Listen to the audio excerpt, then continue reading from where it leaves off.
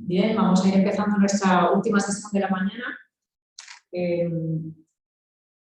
que es la mesa 2 sobre la mesa mujer, y tengo el gusto de compartir, aunque sea virtualmente, nuestra mesa con Alejandro Martínez de la Universidad de Navarra y con Cecilia Soler de la Universidad de Montevideo en Uruguay. Tengo el gusto de compartir con ellos esta mesa y debo decir que hace unos años estaba en la defensa de la tesis doctoral de Cecilia Soler, justamente, una tesis doctoral que fue sobre la condición sexuada según Julián Marías. Entonces, para mí es un verdadero gusto poder tener hoy día aquí a Cecilia Soler, aunque sea virtualmente, y a su director de tesis, Alejandro Martínez. Bien, voy a presentar primero a Alejandro. Alejandro Martínez Carrasco es profesor contratado doctor en el Departamento de Filosofía de la Universidad de Navarra, es licenciado en Filosofía en 2004, obtuvo el doctorado en el año 2009 con una tesis sobre Eugenio II y Ortega y Gasset y fue premiada por la Real Academia de Doctores de España. Su investigación se centra en la filosofía del siglo XX, especialmente en el ámbito español en la primera mitad del siglo. Es autor de diversos artículos sobre este tema y ha publicado las monografías Espíritu, Inteligencia y Forma, el pensamiento filosófico de Eugenio II, en EUNSA en 2011, Náufragos hacia sí mismos, la filosofía de Ortega y Gasset, en EUNSA 2011, y Dors y Ortega frente a frente en Dickinson en 2013. Sus intereses se han orientado más recientemente a varios autores de la segunda mitad del siglo XX e inicios del siglo XXI. Y es también colaborador del proyecto Religión y Sociedad Civil del Instituto Cultura y Sociedad de la Universidad de Navarra. El tema sobre el que nos va a hablar Alejandro hoy es narración y comprensión, la importancia de los modelos y las palabras.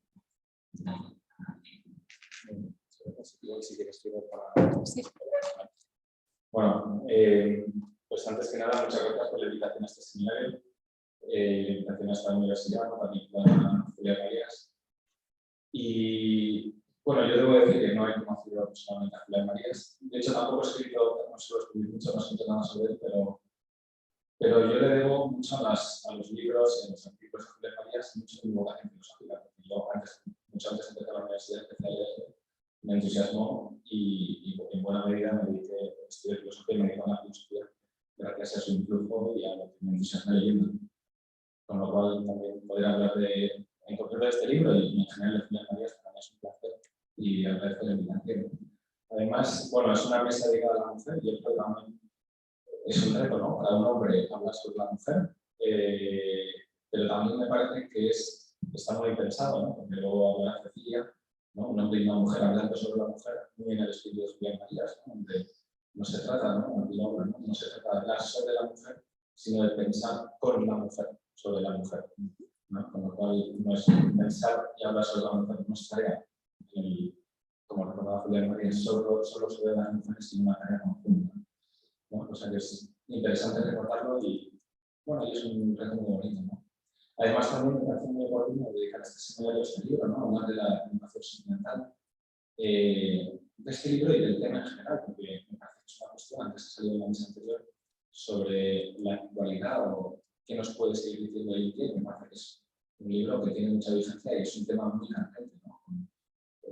Toda la hiperinflación que hay hoy en día de narraciones, historias, imágenes, personas, que tanto tienen que ver con este tema de la educación sentimental y que, de hecho, es como el enfoque que quiero tomar, ¿no? El peso de las imágenes, pues, las palabras, los modelos. Dicho esto, a mí sobre todo me gustaría discutir un poco el libro, discutir un poco sobre el tema de la educación sentimental, la de este libro, y sobre todo a través de una experiencia mía con la lectura de este libro, porque debo confesar que posiblemente es la educación sentimental es el libro que más insatisfacción me genera de Julián Marías. No sé si otras personas han tenido, otros lectores han tenido esta misma sensación, pero a mí en general me ha generado mucha perplejidad. Desde la primera vez que lo leí, hacía bastantes años, y antes el profesor Rogelio Rovira mencionó la claridad de este libro, pero yo en general siempre tengo una sensación diferente de cierta falta de claridad, cierta indefinición. Además, claro, es un libro que se apoya mucho en el marido por muchas, a través de la historia, por muchas ficciones, muchos autores, y quizá tiene una explicitación sistemática y teórica tan proporcionalmente menos presente que otros estudios suyos, aunque lógicamente, como se puede ver, constantemente se está refiriendo a libros anteriores, a sus estudios anteriores y a sus explicaciones teóricas y sistemáticas que ha desarrollado en sus libros anteriores y apoya mucho en obras anteriores. Pero a mí me gustaría reflexionar sobre esta, digamos, sobre las pegas, entre comillas, o las ciertas indefiniciones que yo le doy a este libro, ¿no? También para discutir a partir de él. En el fondo, a mí lo que me gustaría es replantear las discusiones que se pueden generar a través de este libro, ¿no? Lo que a mí me parece más insatisfactorio, ¿no? Y sobre todo, y en relación, esto lo quiero poner en relación, subrayar esa relación con el tema de esta mesa, que es la mujer. Y en el fondo a mí me parece que lo más interesante del núcleo de este libro tiene que ver con la educación sentimental específicamente de la mujer, ¿no? Yo creo que en cierto sentido el núcleo de este libro lo que plantea es la educación sentimental femenina.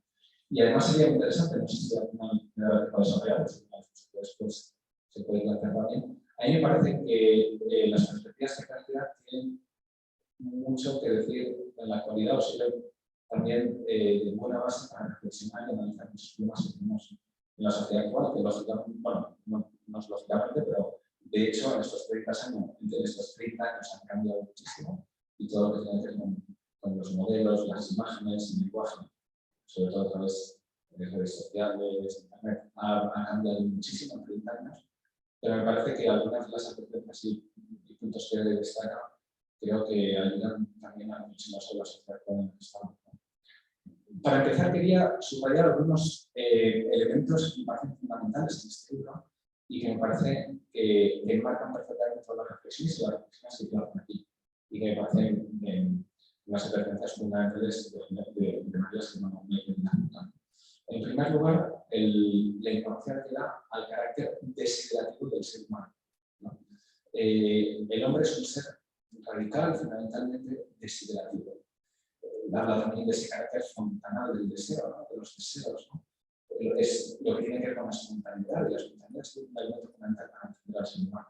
Toda esa dimensión tendencial, ¿no? De la que brota y que le mueve, ¿no? Ese carácter, digamos, esencialmente dinámico, tendencial, fontanal del ser humano, ¿no? Esa dimensión radicalmente desideраtiva, ¿no? Que a veces, por quizás centrarnos o dar esa información en la dimensión más consciente, sobre todo en la dimensión más voluntaria, a veces se olvida, ¿no? Me parece que es algo fundamental y que está muy, muy presente, con a veces quizá no toda claridad, pero está muy, muy presente en este libro.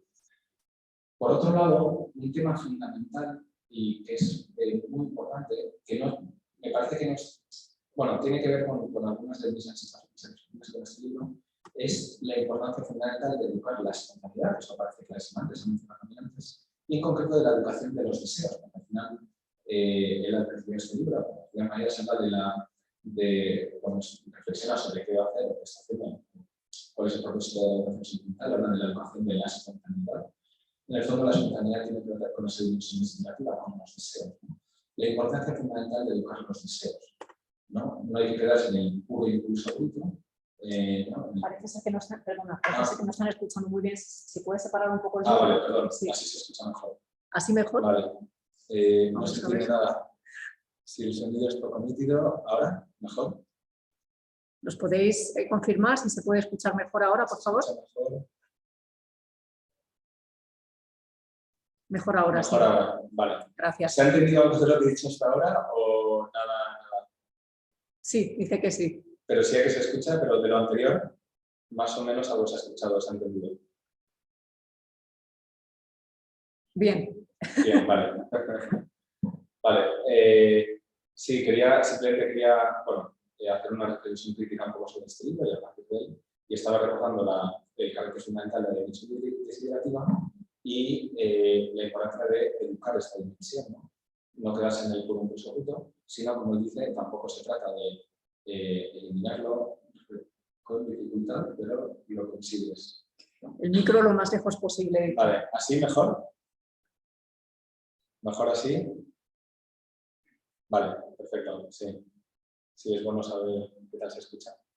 Dice que mejor ahora sí. Vale, perfecto. Los cálculos de distancia. Si está en la radio se te dice, ¿no? En mantener un palmo el micrófono de la boca.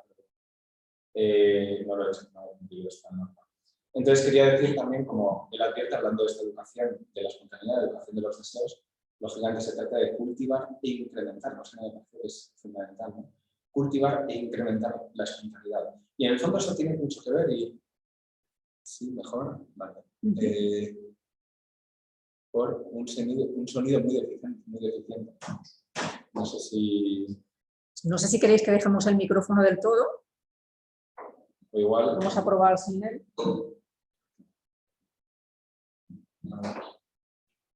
Así igual se oye o... Vamos a ver. Así mucho mejor. Pues nada, el micro no nos ha ayudado. Vale, efectivamente. A la moderadora se le escucha mucho mejor. Claro, por la proximidad con el ordenador. Pero bueno, pero más o menos se sigue, se entiende. Sí, pues quizá puedes continuar sin él. Vale, bueno, lo dejamos así, o sea, más o menos se escucha. Pero igual que con ese micro, que es... No, que mejor de verdad. Vale. Ahora mejor. Vale, perfecto. Entonces, bueno, asumo que se ha entendido lo anterior. Más o menos podemos asumir. Si hay alguna duda, alguna cuestión, si ya está. Y no, y esta cuestión de cómo se plantea esta educación educación sentimental, educación del deseo, además tiene mucha conexión, por ejemplo, con toda la tradición clásica aristotélica. Estoy pensando en Aristóteles, como hablando de la educación moral.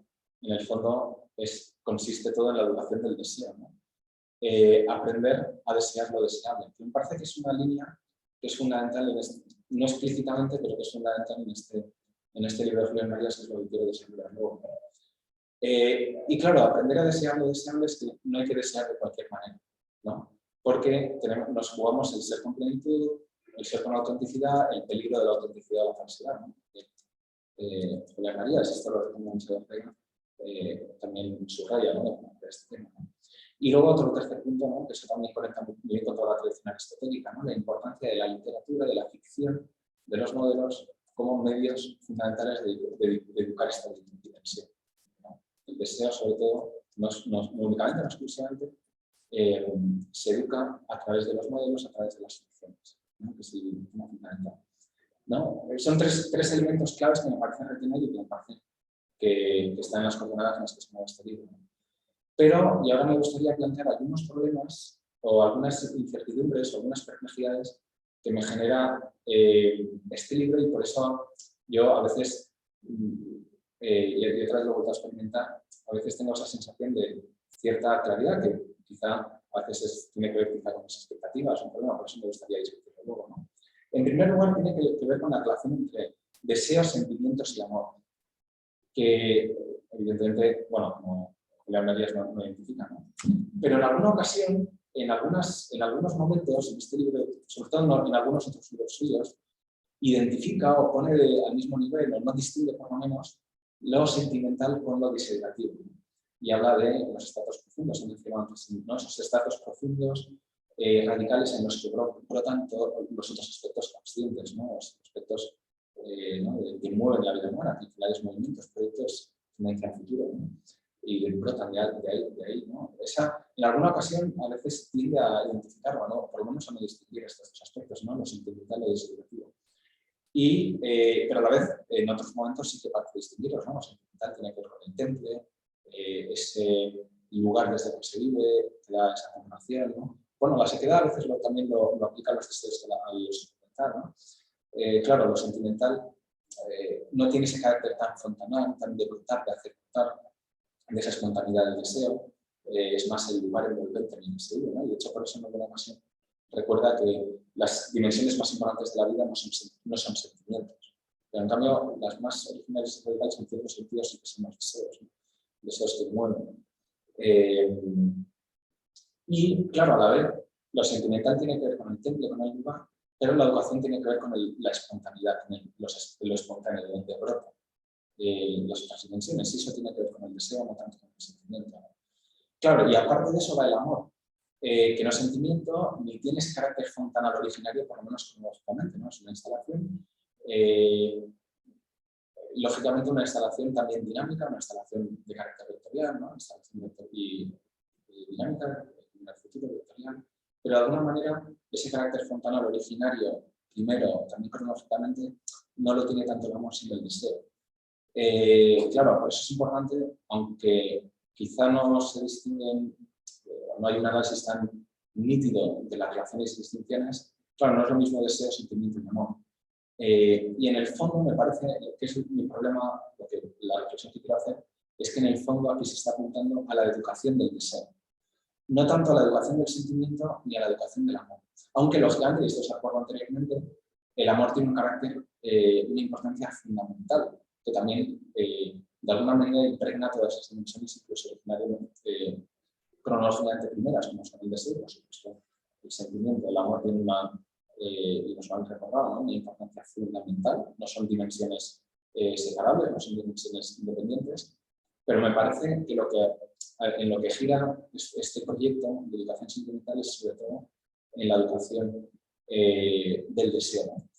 Y otro problema con el que me encuentro leyendo este libro, no sé si, claro, ¿de qué trata explícitamente o qué está abordando, qué está haciendo Marías explícitamente en este libro?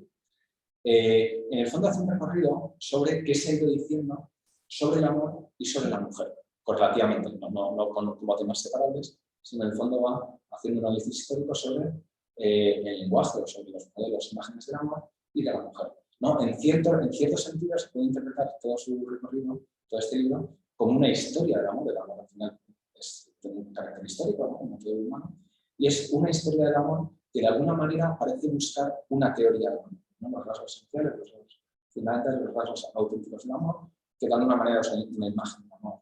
De hecho, es interesante, por ejemplo, otra perplejidad que me genera este libro es hacer un recorrido sobre modelos literarios, sobre personajes encarnados, ¿no? Desde a lo largo de todas las culturas y los países, excepto en el capítulo que dedica a la modernidad inicial, ¿no? Donde habla sobre los filósofos, ¿no? Los tratados de las pasiones, ¿no? La de Descartes, de otros filósofos. Claro, ella no habla de personajes, ya no habla de ficciones, no habla de narraciones.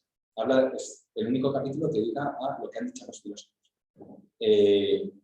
Pero claro, se entiende con esa idea de un recorrido por la teoría del amor, en cierto sentido, ¿no? Y a la vez, correlativamente, se está haciendo, también eso, por supuesto, tiene un fundamento claro en el planteamiento filosófico de las Marías, ¿no? Se está haciendo un recorrido por la imagen de la mujer, o una teoría de la mujer. Y de hecho esto es interesante porque incluso las veces que menciona a autoras, a escritoras, lo que subraya es qué dicen ellas sobre la mujer, o sobre ellas mismas, ¿no? ¿Qué dicen sobre la propia mujer? Claro, por eso me parece que explícitamente lo que está hablando es la teoría del amor, o la imagen del amor, o la teoría o la imagen de la mujer, explícitamente, con la primera lectura. Claro, esto tiene mucho sentido y mucha importancia para él, que no voy a ahondar en ello, pero es evidente, no hay que olvidar la importancia fundamental que para Julián Marías tiene la condición sexual, ¿no? Condición primaria, radical, global, envolvente, que de alguna manera envuelve todas las dimensiones de la vida, todo el resto de dimensiones, que no hay nada presente por el carácter encarnado, ¿no? Como se ha mencionado antes, que quede fuera de esta condición, ¿no?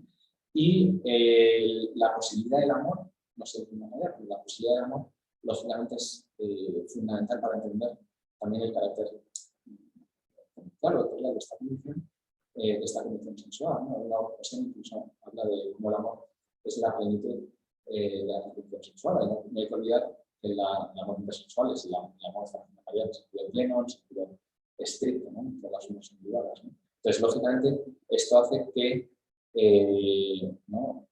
el análisis del amor, el análisis de la mujer sean inseparables, que tengan, digamos, tanto relevo, incluso para entender esas dimensiones fontanales de significativas sentimentales, ¿no?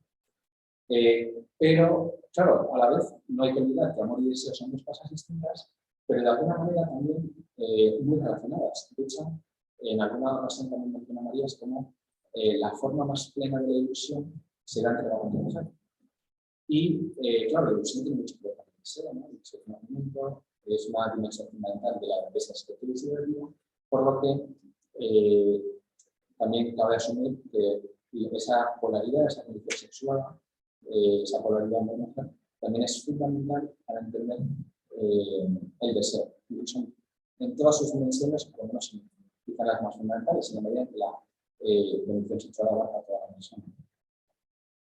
El otro aspecto que nos genera problemas y que ya tiene más que ver con el punto que me quería centrar, ¿no?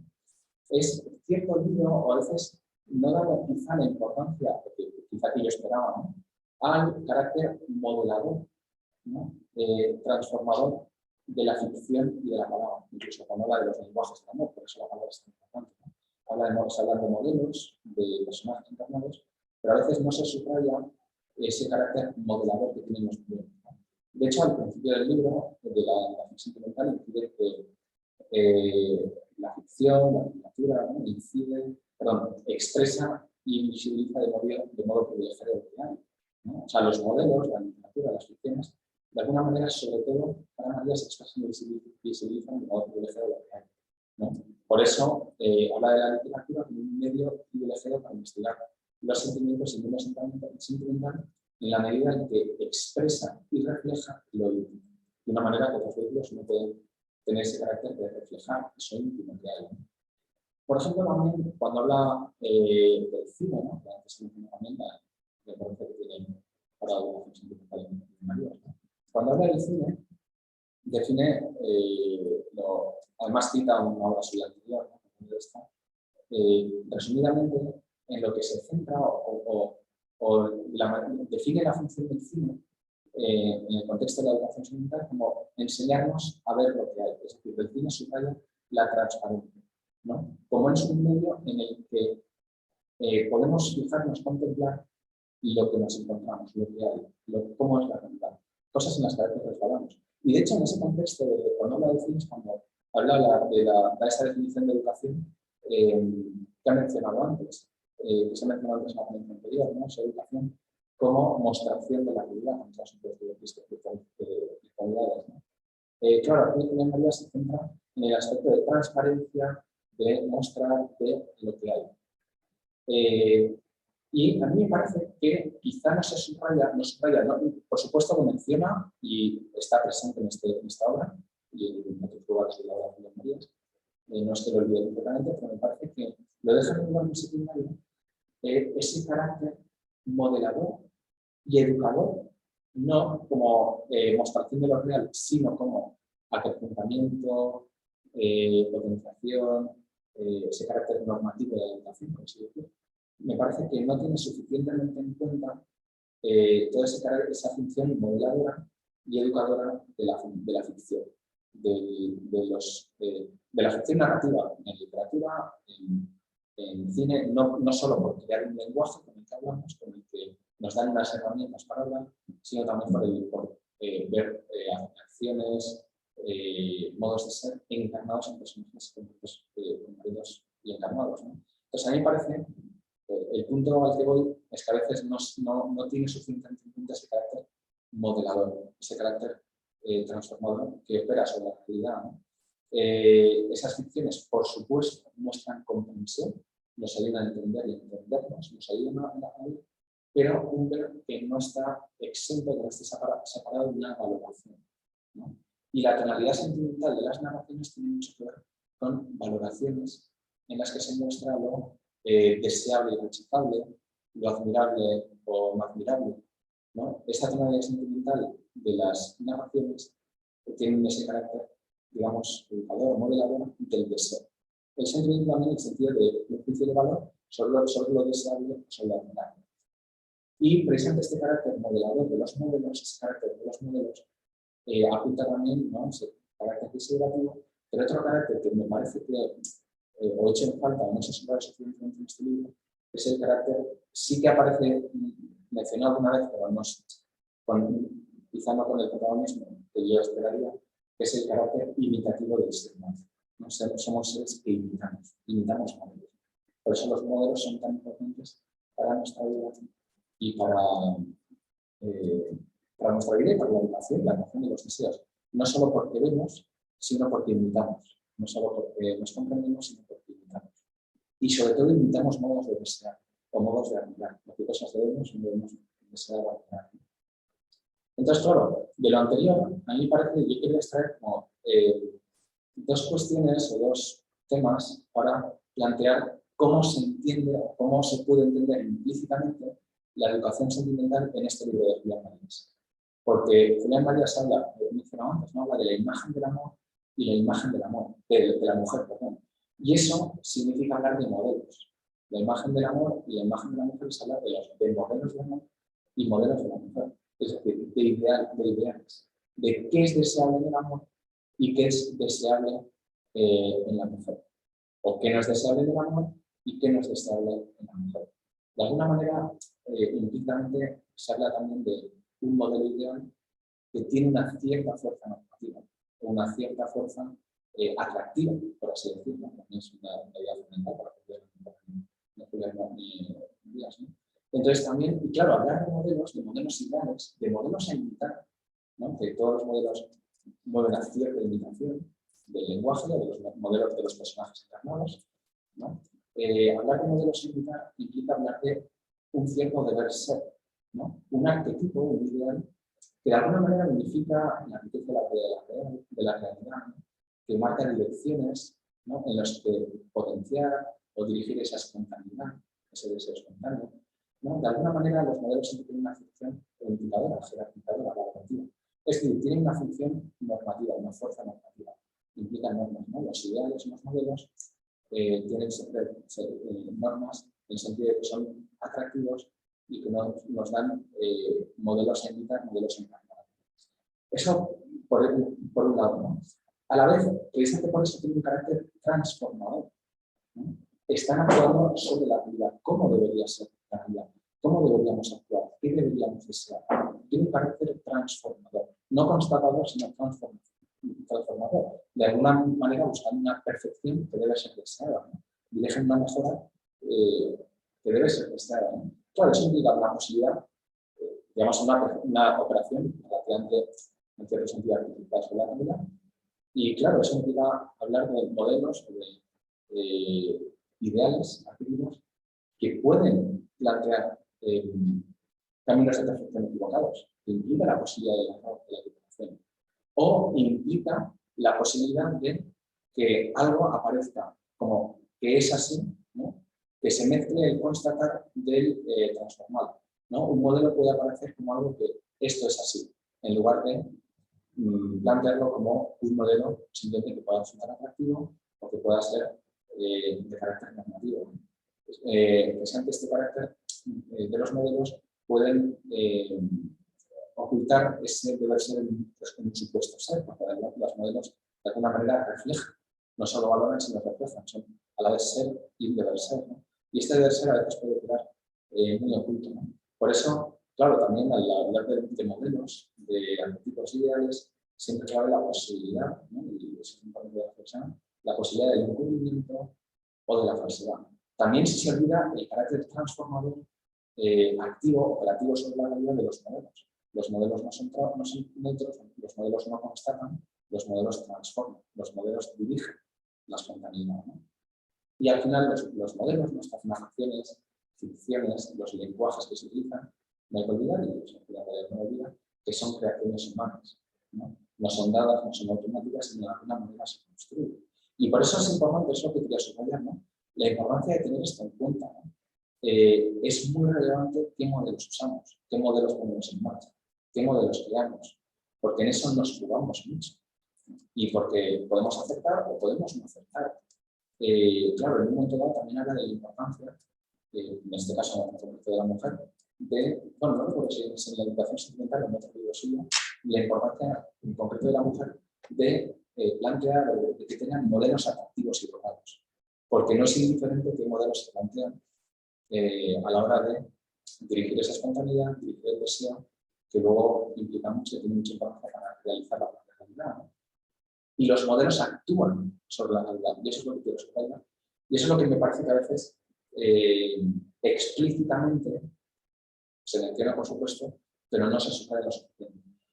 Aquí me venía a la cabeza algo que contaba mucho Eugenio II, anterior a Julián Marías. Eugenio II hablaba a veces hablando de esto, hablaba de cómo a raíz de la publicación y del éxito de Madame Bovary en Francia, los adulterios entre mujeres se multiplicaron, proliferaron mucho, ¿no? Porque leyendo esa novela parecía que lo que una mujer debería desear es un adulterio, ¿no? No se da suficiente mujer o la vida sentimental, amorosa de una mujer era incompleta si no aparecía, ¿no?, la aventura de un adulterio. De alguna manera el adulterio se presentaba como deseable. Y en buena medida fue por el influjo de esta novela, que se planteaba como un carácter modélico, imitativo, ¿no? Un modelo atractivo. Y en ese modelo a imitar. No constatar, sino a imitar. O sea, no que constataba, sino no constataba una realidad, sino que no era tanto un reflejo de una situación, sino que propició una situación social, en cierto sentido, por ese libro. Cosa que me parece una reflexión interesante y que apunta, que no es nada nuevo, lógicamente, no estoy descubriendo nada por ahora, pero apunta a la relevancia que esta cuestión tiene también en la educación y en la sociedad actual. Claro, ¿qué quiero decir con esto? Mi sensación, leyendo el libro, es que propiamente o explícitamente, directamente, en la educación, en este libro de Julia Marías, no se está hablando explícita directamente de educación sentimental. En este sentido, como estoy entendiendo, sobre todo educación de las contenidos, educación con modelos que muestran qué es lo deseable o qué es lo atractivo. Pero indirectamente, o de alguna manera, sí que de hecho está yendo a lo primero, ¿no? Quizá, o mi perplejidad o mi insatisfacción es porque quizá requiere más análisis o no es tan explícito como quizá yo lo esperaba, pero que sí que planteamos caminos y unas reflexiones realmente interesantes. Y también me parece un punto muy interesante, y que es también para derivar al tema de la mesa, ¿no?, de la mujer, que esta educación sentimental se plantea en este libro de manera distinta para el hombre que para la mujer. En el hombre, tal como se está implícitamente planteando la educación sentimental en este libro, o sea, lo que se focaliza en este libro, lo que tiene que ver con la educación sentimental del hombre, la educación de los deseos, de alguna manera solo se centra en un aspecto fundamental, pero sería un aspecto que es en qué y cómo debe desear el hombre, el amor y la mujer. Y es interesante lo del qué y el cómo, porque educar el deseo tiene que ver con educar qué desear y cómo desear. Y el cómo desearlo tiene mucho que ver también con lo del temple sentimental. El cómo desear lo deseable también es algo mucho más abarcable. Y abarca, claro, también toda la pluralidad del deseo, de los modos de ser, el qué desear y cómo desear. Claro, en el aspecto de la educación sentimental del varón, del masculino, en este libro lo que se está hablando es de cómo, qué y cómo desear en el amor y en la mujer. Pero a mí me parece que lo más interesante y lo más amplio y lo más abarcante y lo más radical es lo que se plantea sobre la educación sentimental de la mujer, no la específicamente femenina. Porque, en el fondo, lo que está hablando es sobre la imagen de la mujer, ¿no? Cómo la mujer puede o debe entenderse a sí misma, ¿no? La comprensión de sí misma que es clave para los deseos y las valoraciones en general de la mujer. No solo del amor, no solo de la relación con el varón en este caso, es sobre la imagen de la mujer. Y cómo la imagen de la mujer repercute en los deseos, en las valoraciones y que juzga deseable o no deseable. Es decir, porque en el fondo el cómo se entiende la mujer tiene mucho que ver con qué desea o qué considera que debe desear o debe actuar o debe vivir la mujer. Entonces tiene que ver este libro sobre todo respecto a la educación en la ejercicio, en cómo se ejercita la educación sentimental respecto a la mujer tiene que ver con la imagen de la mujer, ¿no? Es por eso digo es más radical y más amplio de cómo se ejercita o se ejercita la educación sentimental de una mujer. Y en ese sentido, hay una cita del libro de la mujer y su sombra que tiene mucho que ver con esto y que apunta la amplitud y la amplitud de lo que se plantea en este libro de Julia Marías de educación sentimental respecto a la educación sentimental de la mujer. Y dice así La mujer y su sombra. Se podría hacer la historia de la mujer con los necesarios descuentos según las diversas épocas de la literatura, teniendo presente que esta no es nunca un documento, sino que representa una forma de irrealidad y fundamentalismo. En la literatura se pueden descubrir los diversos esfuerzos en que ha sido vista e imaginada soñada la mujer. Se pueden encontrar y medir los valores estimados, los modos de belleza, las preferencias de cada sociedad los ideales de figura y comportamiento, el papel y consideración de los padres. Claro, por supuesto, en todas las épocas, en todos los momentos, ha habido modelos, ideales de mujer, tanto para el hombre como para la propia mujer. Pero yo creo que es mucho más radical la imagen de la mujer en la mujer que en el hombre. Porque en el fondo la imagen de uno mismo me parece que es más radical y más fundamental para cada uno, por así decirlo, por eso me parece que es más radical. Y a la vez me parece que lo interesante es, bueno, a eso, en el fondo, en este libro de la educación sentimental, lo que hace Julián Marías es algo prácticamente, o muy semejante a lo que dice aquí, es historia de la mujer. Historia de la mujer o historia de las imágenes de la mujer, ¿no? Que en el fondo es el ideal o la mujer que acaba teniendo la mujer de sí misma. Y es una imagen que es compartida. La imagen de la mujer se hace entre varones y mujeres. Por eso, de alguna manera, antes de pasar a lo estrictamente femenino, claro, para entender realmente lo que me parece que subyace en la educación sentimental y entender qué es, en el fondo, ejecutándose la educación sentimental, más allá de lo que expresa antes ahora este libro, ¿no? Lo que en este libro de alguna manera se practica en este sentido que he dicho es apunta a la fuerza transformadora y normativa de la palabra y la imagen. La palabra con la que hablamos de nosotros mismos y la imagen que tenemos de nosotros mismos. Una imagen, una palabra que no es nuestra en sentido individuo. La imagen que se tiene, que se elabora, el lenguaje, las palabras que se tienen y que se elaboran. Y me parece que ahí es donde radica lo más esencial y lo más fundamental de la educación sentimental, y en la medida en que actúa, sobre todo, con esas dimensiones fontanales, que son las dimensiones desiderativas, las más espontáneas, ¿no? La dimensión espontánea. Por eso, y esto apunta también a algo, recordar algo que tenemos muy claro y que ha salido antes, ¿no? El carácter decisivo de las posibilidades, no de la realidad activa, sino de las posibilidades abiertas. Por eso el carácter fundamental de la imaginación, aquello en lo que la mujer, el hombre o quien sea, cada uno se puede convertir. No es la realidad dada, sino aquello que podemos llegar a ser. También, recordar que, como decía, ¿no? El carácter desiderativo es previo al deseo, es previo y es más fundamental que todas esas dimensiones conscientes que tienen que ver con la voluntad, con las ideas, con las normas, con las preferencias, ¿no? Que tienen ese carácter de deber elegir, pero que a veces el deseo tiene una dimensión más radical. Pero y a la vez ese deseo, que también es moldeable, que también es educable, es modulable, también apunta al tener que ver con las dimensiones, digamos, más espontáneas, tiene que ver también con la fuerza de la realidad, la fuerza de que la realidad tiene en nosotros. Porque, claro, el deseo, esas posibilidades abiertas, también con ese carácter imaginativo, lógicamente no es, para Julián Marías, algo que se asiente o que se desarrolle en la nada. No puede moverse en el ámbito de la indiferencia, de la arbitrariedad, ¿no? Da igual lo que se piense, da igual lo que se imagine, da igual cómo se nos realice, da igual lo que se desee. Porque al final la realidad de alguna manera también cuenta. Por eso la importancia, ¿no? Que dice de la importancia de la autenticidad, de aceptar. No se puede ser de cualquier manera, no se puede diseñar de cualquier manera. Porque el olvido de la realidad, ¿no? Porque podemos falsificar nuestra imagen. Y el olvido de la realidad también puede generar conflictos, descontentos, falsedades. No estamos hablando de una construcción arbitraria, frívola o que se pueda hacer de cualquier manera, ¿no? El papel de la realidad también es importante.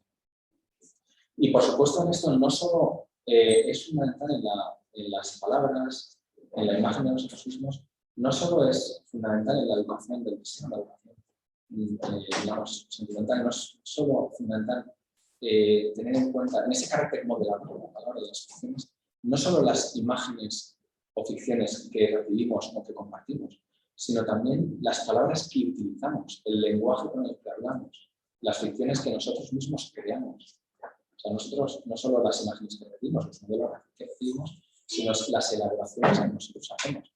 Porque todo lenguaje, toda narración tiene un componente fundamental de autojustificación, que también es algo que estamos investigando en las vidas, ¿no? Al final tenemos que dar razón, y dar razón de nosotros mismos. Toda narración es, de alguna manera, una justificación del que habla. Pues también es interesante este análisis de por qué contamos lo que estamos contando. La palabra no constata, la palabra no es neutra, la palabra va mucho más allá. Pero sobre todo, ¿no? De alguna manera es, ¿no? En las imágenes que recibimos sobre nosotros mismos, en nuestra realidad, en nuestra condición, en el fondo, en todas esas valoraciones y en nosotras las elaboraciones que hacemos a través de las ficciones, ahí nos jugamos mucho sobre qué deseamos, qué tenemos y qué buscamos. También se ha mencionado esa idea del, bueno, nos ha citado la frase de Ortega, ¿no? Todo, cada uno es novelista de sí mismo, ¿no? Pero bueno, la idea estaba en la sesión anterior, ¿no? La importancia que también somos novelistas de nosotros mismos, no solo porque nos imaginemos, sino porque nos contamos con palabras, o porque también somos personajes de novelas o de narraciones o de ficciones que encontramos imágenes de nosotros mismos, hacemos imágenes de nosotros mismos. Y no solo no nos hablando tanto del individuo, sino de nuestra condición, de nuestra actividad, que tipo de actividad somos. Entonces, y eso lo quería aterrizar ya, vamos, quería aterrizarlo en por qué quiero decir, o por qué me parece también tan interesante, tan original y tan digno de ser subrayado y de reflexionar sobre ello, porque me parece que uno de los valores más interesantes para proseguir y reflexionar que tiene este libro de Julián Marías, la educación sentimental, es lo que plantea sobre la educación sentimental femenina. Y cómo este libro, sobre todo, me parece que habla sobre la educación, o lo que más a fondo habla, o lo que más a fondo dirige es la educación sentimental femenina. ¿Por qué? Porque en el fondo está transmitiendo, está hablando de un ideal de mujer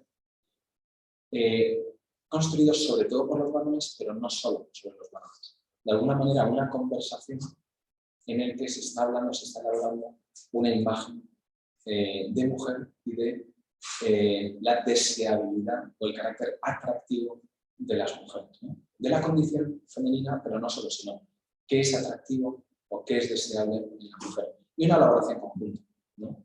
Y todo esto es clave, como subraya Julián Marías, para la imagen que tiene la mujer de sí misma.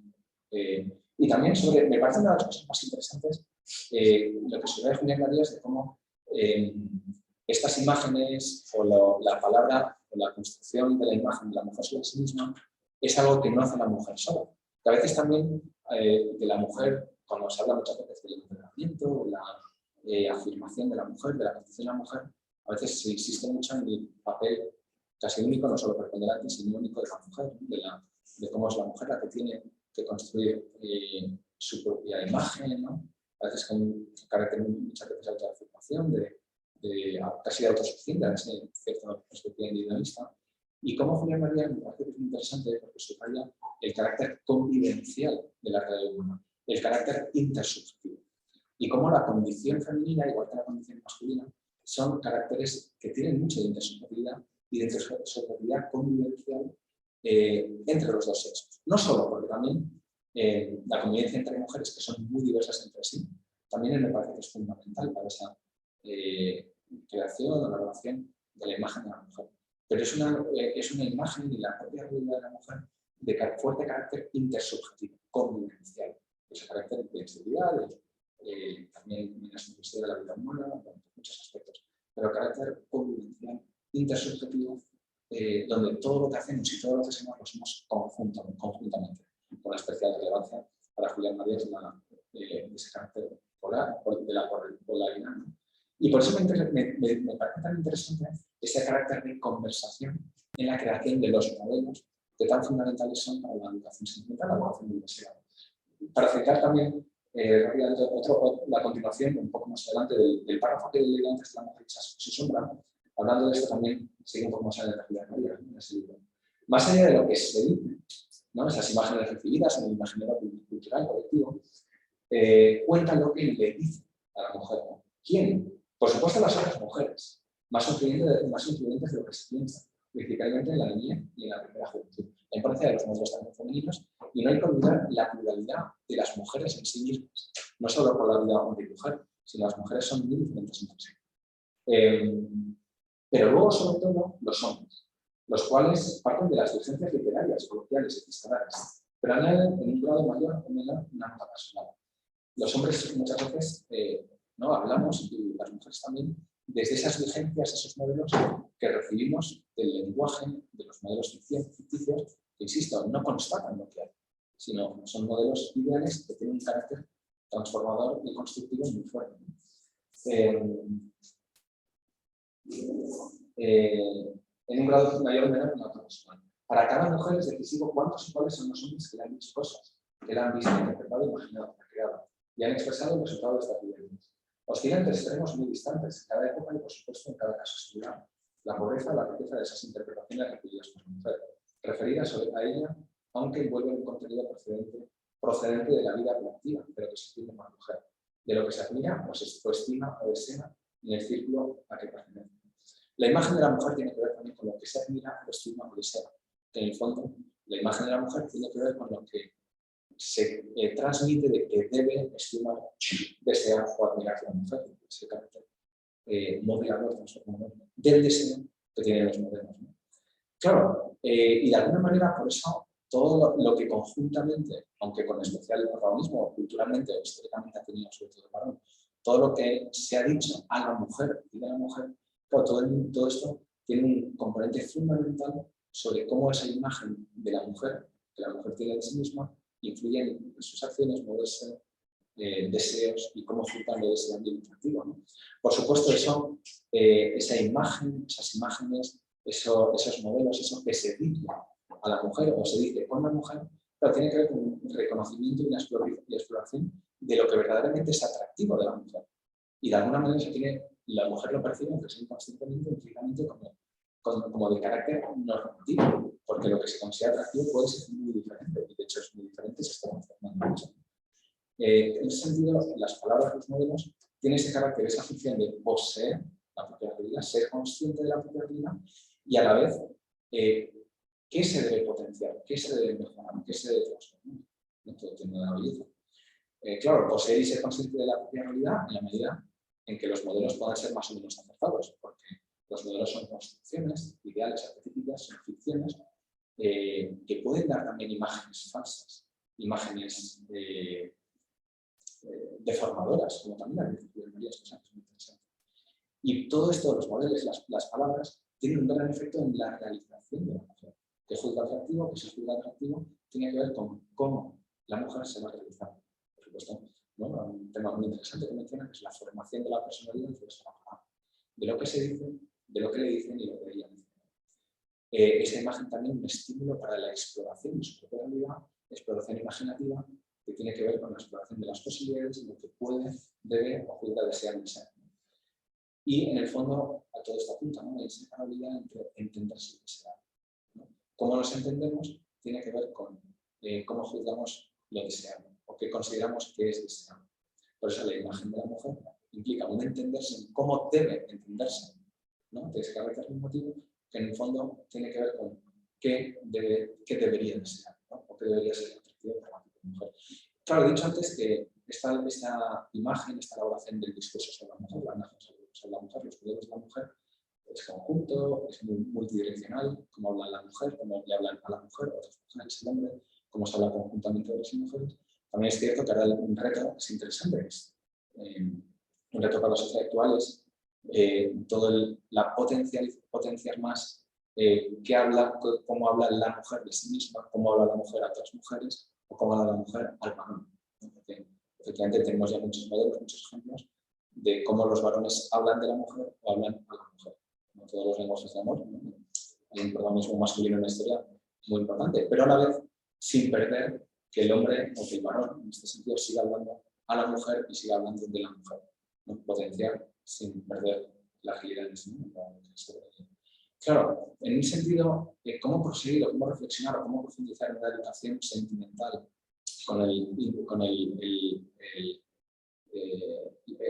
digamos, con el foco específicamente puesto en la mujer, en la educación sentimental femenina, cómo toda esta reflexión de Julián Marías en este libro, cómo potenciar hacia una educación sentimental más específicamente femenina de la mujer. Pues en la idea de los deseos, en un sentido preciso, me parece a mí, dentro de los múltiples campos que se abren, en un momento dado, en este libro, no recuerdo si en otro libro, ahora me entendidas, Julián Marías reflexiona sobre un peligro de la sociedad actual, bueno, la sociedad de hace unos años, pero creo que sigue estando vigente ese problema, que es, él percibe como las mujeres o algunas mujeres ya no se atreven a desear lo que en el fondo desean, ¿no? Por determinadas ideas recibidas, por presiones externas, sociales, por imágenes falsas de su propia condición o de su propia historia. Entonces, de alguna manera, no se atreven a desear lo que en el fondo desean, ¿no? Se imponen unos deseos que en el fondo se solapan o van en contra un poco de los deseos auténticos. Pues el peso de la realidad que hablaba antes, ¿no? Porque no cualquier deseo es igualmente deseable. Y eso me parece que es una cuestión que es bastante digna de ser reflexionada y profundizada. Porque me parece que vale la pena, y yo creo que esta es la línea en la que profundizar una aplicación sentimental, en la línea que abre este libro de Julián Marías, es ver a la mujer desde sus deseos. Claro, también podemos ver qué deseos están transmitiendo los modelos, en qué deseos se está educando y reflexionar sobre los deseos auténticos. O qué juzga la mujer realmente deseable, qué juzgan realmente las mujeres como deseable y cuáles son los deseos auténticos o deseos, digamos, falsificados o sobreañadidos externamente, ¿no? Claro, reflexión en la idea de qué desea la mujer, cuáles son los deseos auténticos o los mejores deseos de la mujer. Porque no hay que olvidar que la educación, esta educación sentimental, esa educación de la espontaneidad de que habla Julián Marías, es cultivar e incrementar. No se trata de transformar, cambiar arbitrariamente el mundo y de reprimir. Se trata de cultivar e incrementar. Es decir, dar mayor realidad. Claro, ¿qué desea auténticamente la mujer? ¿Qué pretende? Por ejemplo, si lo planteamos en una ocasión, ¿qué pretende la mujer? Ahí sería una reflexión en la profundidad de una aplicación sentimental femenina. Y que, por supuesto, es fundamental otro elemento que se lo menciona, que es el tema de la libertad, ¿no? Dejar el deseo en libertad, dejar las pretensiones de las mujeres en libertad, que en el fondo educar tiene que ver con la potenciación de la libertad, ¿no? Lo ineducado, el contenido educado es menos libre. Por lo tanto, educar tiene que ver con potenciar la libertad. Potenciar el deseo, potenciar la libertad del deseo. Claro, dentro de los problemas actuales, de las dificultades que se mencionan antes, ¿no? ¿En qué medida todas estas reflexiones son vigentes en la sociedad actual? Por supuesto, toda la transformación en la comunicación, en la conversación, en la palabra, las imágenes, el narcisismo. Pero sí que quizá me quería mencionar uno, que también menciona a veces muy pasado Julián Marías, que es en qué medida algunos problemas sobre la mujer, sobre la mujer, pueden apuntar a una pérdida de la ilusión de la mujer sobre sí misma y la pérdida de la ilusión de la mujer por el hombre, ¿no? Que tiene que ver con el descontento de sí mismo y el descontento sobre el varón. Y no hay que olvidar que la ilusión es una dimensión, ¿no? nace del deseo, no sé, de ese conocimiento, y por lo tanto tiene que ver con la espontaneidad y por lo tanto tiene que ver con la educación del deseo y la educación de la espontaneidad, que me parece que es el núcleo, que es a lo que apunta, quizá no explícitamente este libro de Julián Marías, ¿no? Esa educación del deseo y la espontaneidad, ¿no? Claro, también eso, otra dimensión que no quiero de reflexión crítica, es todo el tema de la pluralidad, ¿no? La pluralidad entre las mujeres, la pluralidad interna de la emoción afectiva y la pluralidad interna del amor, ¿no? Como otras cuestiones para seguir reflexionando en cómo dirigir nuestra mirada a una reflexión o a una educación sentimental de nuestra época, que en el fondo apunta no a una educación del sentimiento primariamente ni del amor, sino a una educación de los deseos y la espontaneidad, que me parece que es lo que quería reflexionar aquí, ¿no? Apoyándome un poco críticamente en esto de Julián Marías, reflexionar sobre lo que me parece que de manera más interesante está apuntando y que me parece que es muy interesante para seguir reflexionando a partir de aquí en la sociedad actual y también con todos los problemas derivados de la mujer y la educación sentimental más especial. Muchas gracias. Muy bien.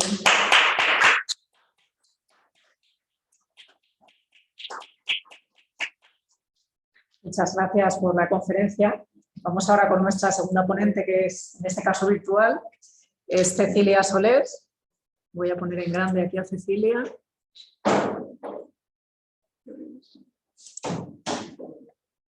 Aquí.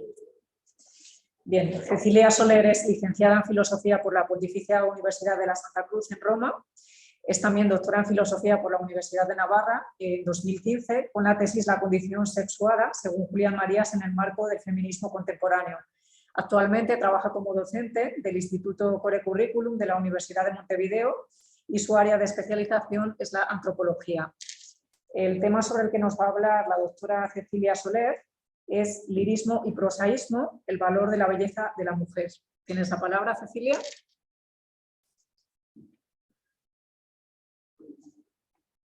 A ver, te vemos pero no te escuchamos. Tiene el micrófono silenciado, claro. Pero, ¿se la activa ella o se la activa ella? Abajo.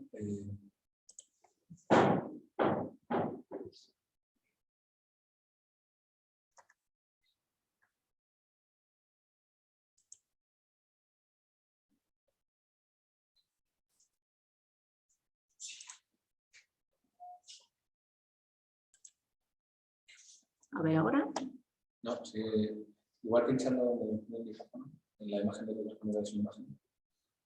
Ahí ya se salió. Gracias. ¿Cómo están? Buen día. La verdad que no se me ocurrió decir antes lo del micrófono, entonces las primeras conferencias la verdad que las escuché con dificultad y espero no repetirme demasiado, aunque con el esfuerzo logré escuchar bastante. Y voy a tratar de atenerme a mi texto, porque todo lo que decías, Alejandro, me fue motivando la cabeza, aunque empecé a las 5 de la mañana, ya estoy despierta, así que voy a decir lo que iba a decir. Y después, si da el tiempo, hablamos de lo que tú decías, porque me dio para pensar. Bueno, ya se habló extensamente de la persona, y como quedó claro, Marías entiende que la persona no es una entidad que pueda ser definida al margen del cuerpo. Forma parte de lo que la persona es, pero al mismo tiempo la persona es algo más que su cuerpo. Marías habla a veces de la carne, un cuerpo en el que late, se hace presente la persona. Bueno, tengo que decir de lo que dijo Alejandro que me parece que sí, que sacar algo como más sistemático del libro de la educación sentimental es difícil, entonces para hacer mi ponencia recurrí a otros libros de Marías. Porque me parece que el núcleo de la educación sentimental es justamente esto de mostrar el cumplimiento o el logro del lirismo en las distintas épocas históricas a través de su literatura. Para él lo normativo es el lirismo, que vendría a ser la correcta tensión entre hombre y mujer, esa referencia mutua, esa nivelación entre los dos que haga que su encuentro sea valioso, enriquecedor y profundo, y como en algunas épocas históricas se alcanza el lirismo y en otras se vive en un profundo prosaísmo que hace difícil la felicidad y el encuentro real entre los dos, me parece, que un poco es la lectura que yo hago del libro. Y mostrando que esa tensión y ese encuentro siempre es frágil y siempre es una tarea que cada época histórica debe enfrentar. Bueno, pero volviendo al cuerpo, para Marías no sería correcto decir que la persona es sin más su cuerpo, pero sin duda es también su cuerpo. Y el punto justo en la relación del cuerpo con la persona es difícil. Es la comprensión del ser humano en su integridad, es decir, de toda su complejidad. Y Marías resume esta realidad en una expresión que para mí es muy acertada, diciendo que la persona es alguien corporal, enfatizando por igual los dos términos, y entonces no se reduce a su cuerpo, pero por ser cuerpo personal no es ajeno a la persona, sino que nos habla de ella, y ahí en ese cuerpo la encontramos a la persona. Por tanto, no se puede considerar aisladamente el cuerpo para referirnos a alguien, sino que es necesaria la presencia actuante de la persona. Pero si bien los niveles somáticos no explican la totalidad de la persona, condicionan su modo de ser y estar en el mundo porque son su instalación fundamental o basal. Entonces, para comprender a la persona es necesario ampliar el horizonte para abarcar el conjunto de lo humano, sin reducirlo a algunas de sus dimensiones. Esto es ver todos los aspectos de la vida humana desde la perspectiva biográfica. Se podría decir que la persona, en cuanto yo ejecutivo, es directiva de las demás dimensiones, pero que lo corpóreo y lo psíquico condicionan esa dirección. Y es necesario tomarlos en cuenta para crecer y desarrollarse armónicamente. Esta forma de aproximarse a la cuestión no excluye al cuerpo, al tiempo que no se reduce a la persona a él. Asume el cuerpo como cuerpo personal, es decir, proyectivo, como una de las dimensiones de la instalación. Es más, la corporalidad es la forma propiamente humana de la mundanidad. Estamos en el mundo corporalmente. Y entonces la dimensión proyectiva, constitutiva de la persona, y cada uno de sus proyectos concretos incluyen una dimensión corpórea, se apoyan en el cuerpo con sus características propias. Y este hecho se deduce en dos consecuencias. Primero, todo proyecto personal debe ser un proyecto encarnado. Por tanto, se debe asentar en la propia condición corporal para que la vida logre autenticidad. Y por otro lado, el cuerpo no es solo una instalación a partir de la cual nos proyectamos y que condiciona nuestros proyectos, sino que además es nuestro primer proyecto. Hemos mencionado en algún momento, bueno, más bien Marías ha mencionado, que el cuerpo es una obra de arte. Expresa determinadas intenciones nuestras, o sea, más que una obra de arte, es nuestra obra de arte. Expresa intenciones nuestras, las manifiesta o denuncia. El proyecto vital conlleva un cierto hacerse un cuerpo.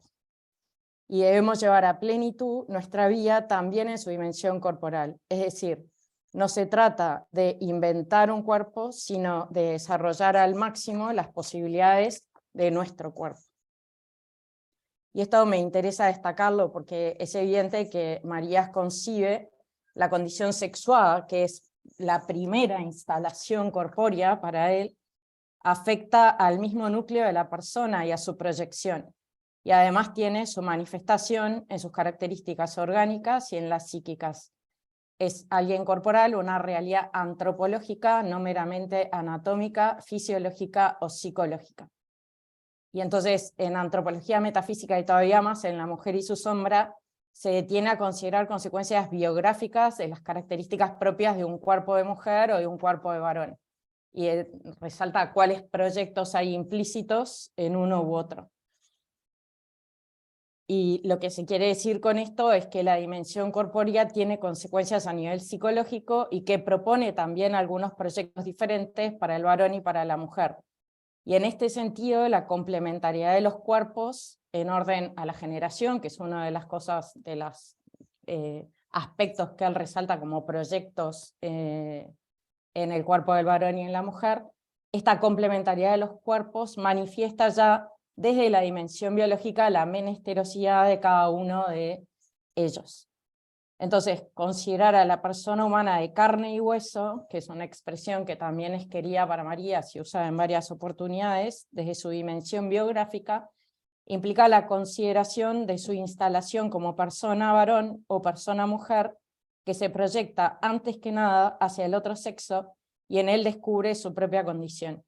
Creo que acá está la dimensión normativa subyacente de la educación sentimental. Esto es como su antropología o el deber ser de su antropología, esa proyección del uno al otro en el que a través de esa proyección cada uno se descubre y su realización histórica. Así, según Marías, a ninguno de los dos se le entiende bien solo. Esto no implica, evidentemente, que no deban estar solos, sino que no se lo puede entender, ya que si no se refieren el uno al otro, no son lo que son. De aquí la indicación de Marías de que la primera necesidad personal es la heterosexuada, en la que se origina y manifiesta la radical menesterosidad e indigencia del varón y de la mujer. Por esto la dimensión relacional es esencial, y por tanto se excluye cualquier consideración individualista de la persona. Y Marías afirma que cuando varón y mujer se encuentran personalmente, se descubre en el otro alguien igual y al mismo tiempo profundamente distinto. Esto suele ir acompañado de ilusión y entusiasmo. Y cuando se da así, este sería el culmen del lirismo, ¿no? Cuando en ese encuentro hay ilusión e entusiasmo. En este contexto surgen las relaciones intersexuadas más enriquecedoras, ya sea en la amistad o en el enamoramiento. En todas sus obras se percibe la preocupación por una educación que permita la vivencia de estas experiencias personales. Sin embargo, descubre que en ocasiones faltan, hoy en día, estos sentimientos que manifiestan la salud en la instalación sexual. Es preciso atender estos sentimientos, atender a qué entiende Marías por estos sentimientos. Si bien nuestro autor no tematiza el sentido en que utiliza el concepto entusiasmo, este, unido a lo que entiende por ilusión, contiene algunas características similares a la manía erótica, tal como la expone Piper. Y voy a traer a colación a Piper porque me parece que es sugerente y que complementa muy bien a Marías. Evidentemente, en el caso de Piper, quien sigue a Platón, la consistencia metafísica del concepto es clara, mientras que Marías se mueve en un plano antropológico y ético. Manía es entusiasmo en el sentido de que lleva fuera de sí mismo, al tiempo que implica un reconocimiento del otro en su mismidad y subjetividad. Es interesante la afirmación de Piper, que también apunta a Marías, de que solo es capaz de esta experiencia quien ha desarrollado la capacidad para ello. Acá el carácter de Eros de una exigencia ética, de un desarrollo personal donde entraría la educación sentimental para hacernos capaces de esa percepción. Por otra parte, como ocurre con la ilusión, Eros trae consigo un impulso a una saciedad infinita que de ningún modo puede ser lograda dentro de los límites del aquí. Recordemos que para Marías la ilusión implica una presencia que no acaba. Evidentemente, referirse a Eros implica referirse también a la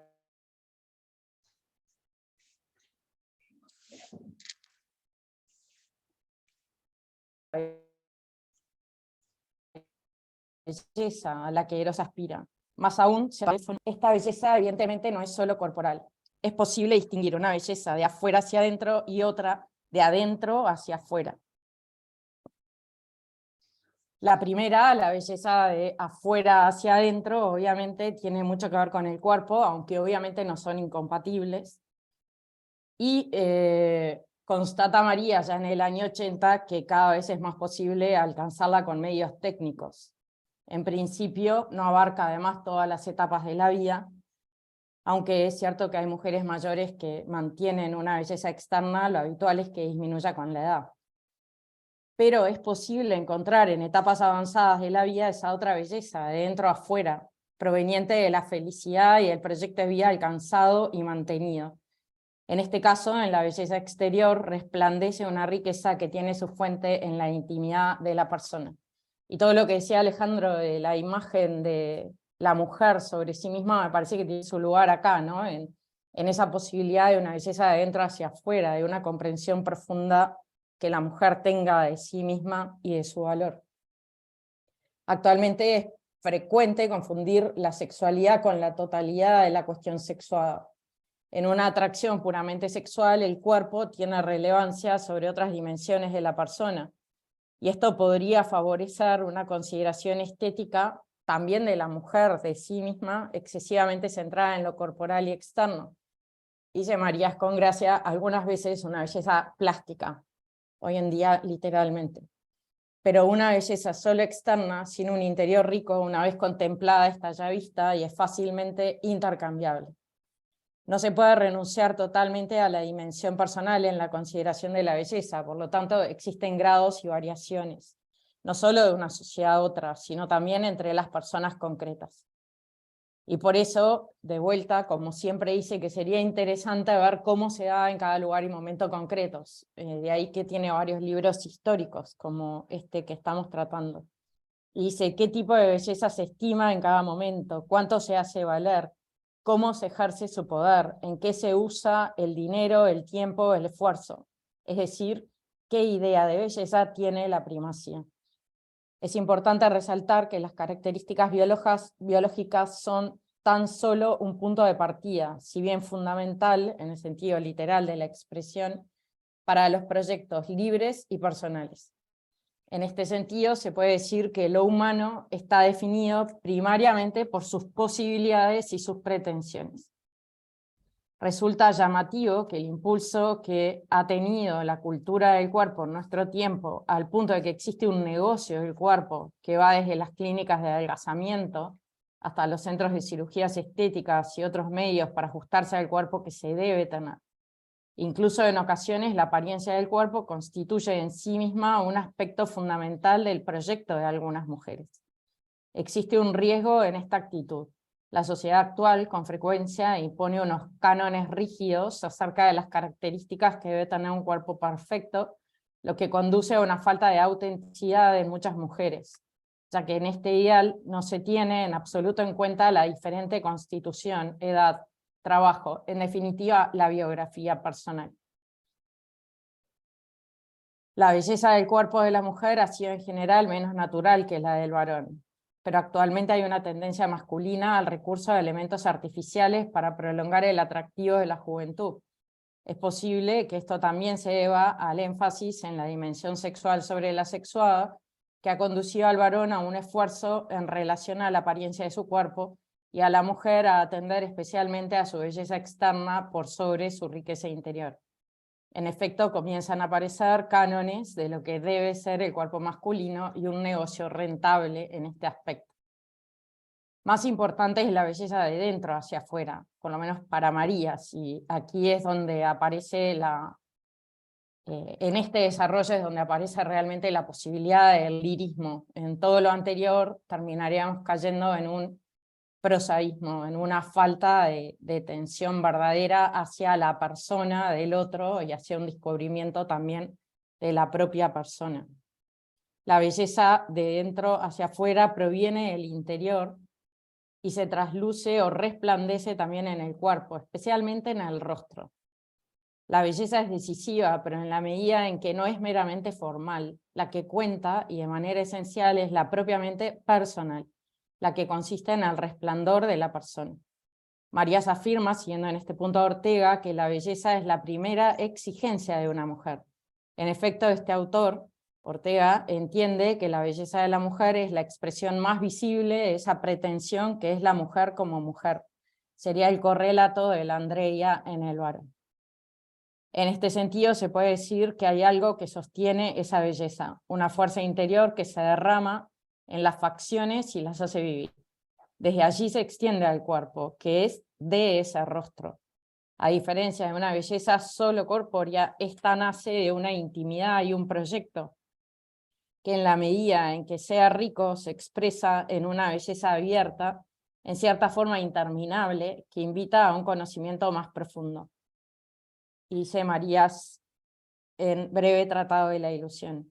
En esa belleza se revela como un estímulo de esa disyunción polar en que la condición sexual consiste, lo promisor de esa referencia al otro sexo, pero no genéricamente, de manera abstracta o intercambiable, tampoco de manera simplificada y elemental como en el apetito sexual, sino en la complejidad de la persona, pero tampoco prescindiendo de su corporeidad, sino en su integridad, en su condición de alguien corporal, justamente aquello en que consiste la persona humana.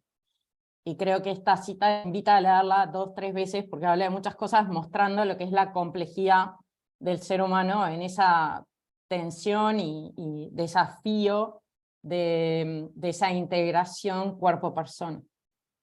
Contemplar la belleza de alguien puede llevar a percibir su intimidad si tiene carácter argumental, es decir, si es personal. Y por eso, en este caso, el tiempo no es su enemigo o destructor, sino que asume cualidades diferentes en cada etapa de la vida. Si es proyectiva y biográfica, cada edad tendrá su belleza propia, que será distinta, pero no mayor o menor a la de las demás etapas. Es más, si el proyecto es rico, puede haber intensificación de la belleza, especialmente para quien contempla en ese rostro la historia, la vida de la persona. En este sentido, la belleza, además de ser don, es también tarea. Es dada, pero se hace con la vida. En cierta medida, cada mujer es responsable de su belleza. La belleza es el motor primario de la atracción del hombre por la mujer, pero ha perdido vigencia la estimación de la belleza, sobre todo el rostro, síntoma del predominio de lo sexual sobre lo sexuado personal, citada de la mujer y su sombra. Otro factor que conduce a un menor aprecio de este tipo de belleza es el utilitarismo muy presente hoy en día. La belleza fundamental se sitúa en el rostro, pero la belleza de la cara es sorprendentemente inutilitaria. ¿Para qué sirve? Para nada. Aún así, el rostro es algo que incita, atrae, entusiasma, enamora o bien al contrario. De aquí que al no prestarle atención se pierde una posibilidad de profundización en el trato mutuo personal. En este sentido es interesante la distinción de Ortega entre la belleza de la mujer en general y la belleza de la mujer a la que se ama. En el primer caso, dice este autor, la contemplación se dirige al cuerpo en su globalidad y se busca una mayor perfección. En el caso del amor, en cambio, la atención se dirige a detalles, como son la mirada, la nariz o algún rasgo que cautiva. En este segundo caso, la incorrección o imperfección del semblante, desde el punto de vista de la belleza pura, si no son monstruosas, no estorban el amor. Habría que ver también lo de si son monstruosas, estorban el amor, pero... En otros ámbitos, fuera de la condición sexuada, la extensión del utilitarismo ha promovido actitudes similares. En efecto, ha disminuido la contemplación de lo bello del mundo. Se atiende más a lo lamentable de las estructuras económico-sociales, se pasa de largo ante la belleza, y así el hombre sufre más que goza.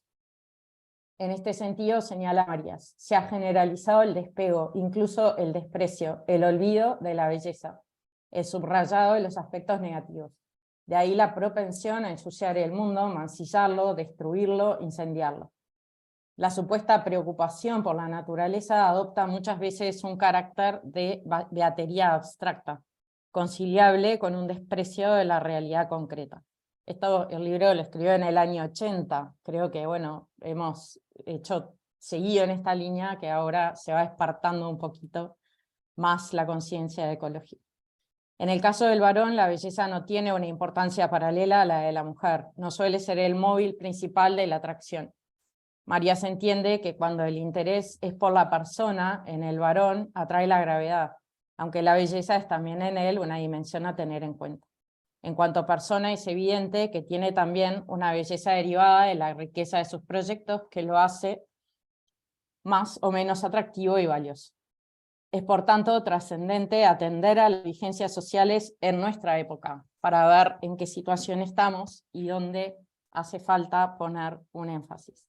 En ocasiones se vive sin querer preguntarse por el sentido de los propios actos y así se vive superficialmente, con el riesgo del aburrimiento o el tedio causado por una vida sin sentido.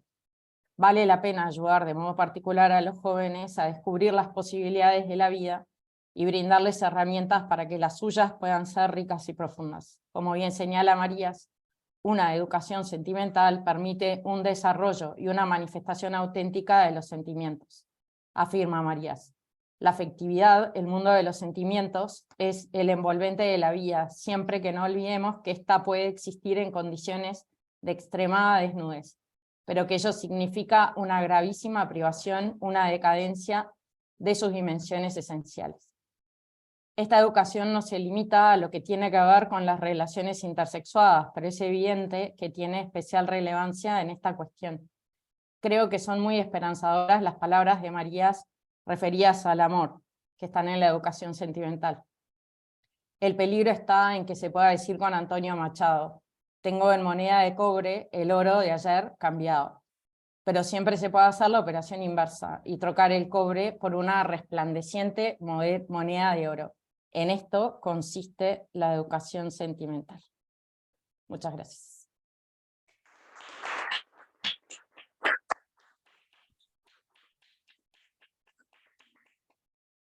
Bueno, muchas gracias, Cecilia. Además, puntualidad casi suiza porque casi terminamos. Vamos. Tengo antepasado suizo. De ahí me viene. Muchísimas gracias a los dos ponentes. No sé si hay alguna pregunta en la sala, porque si no yo sí que les haría una quizá un poco breve a los dos, además, que es un tema que conecta. Por favor. Muchas gracias por las ponencias. Una pregunta para ambos, pero, o varias, y disculpad mi ignorancia de la obra de Julián Marías. A raíz de lo que se ha dicho, me gustaría preguntar. No, bueno, sí. que a raíz de lo que estoy dicho me gustaría preguntar si pudierais explicitar los aportes que hace Julián Marías respecto de Ortega, por lo que hace a la concepción de la mujer, a la realidad biográfica que es la mujer. Esa es una primera pregunta. Luego tengo otra, pero no sé si hacerla ahora o... Sí, quizás las dos seguidas Bueno, sería buen contestar. la otra es si Julián Marías tuvo en su época, quizás en su obra, no sé, posibilidad de pensar en situaciones biográficas como la homosexualidad o algunas otras cuestiones que se estilan en esta facultad y, bueno, hay otras muchas, ¿no? La transexualidad, toda la riqueza que hay por lo que hace a los géneros y que, bueno, es algo que se puede, en lo que cabe reflexionar de forma profunda sin que yo suponga pues, tirar a la basura toda la historia de la filosofía. Ortega, tuyo, Alejandro. Contesté la primera, yo me ocupo de la segunda. Como quieras, como quieras. Quizá primero Alejandro, Sí, luego Cecilia. bueno, sobre Ortega. A ver, es interesante, o sea, habría que estudiar las semejanzas, diferencias entre Ortega, la formación de Marías y Laporte. Claro, entonces yo en ese sentido yo creo que sí que lo que plantea en este contexto Julián Marías es bastante diferente y mucho más amplio, porque en el fondo todo gira, o sea, dicen cosas bastante diferentes.